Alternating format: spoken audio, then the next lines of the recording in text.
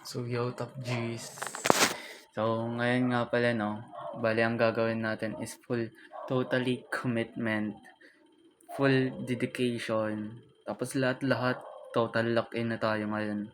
This January 1, 2025 till the end of the year. Bali, magfo-focus tayo talaga. Tapos, ayan, nakakuha ko na pala yung book ko, self-improvement book.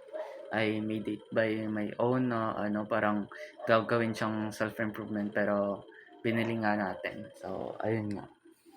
So, yun lang guys. Bale, tuloy-tuloy lang tayo for our Project 100.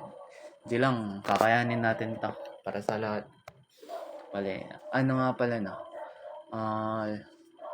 Long story short, we survived last year.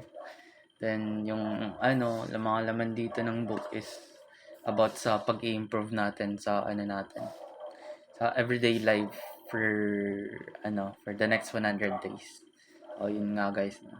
Babalik naman agad tayo ulit bukas for our day 2. Bali ngayon, inulit natin kasi January 1 is day 1 natin ng Project 100.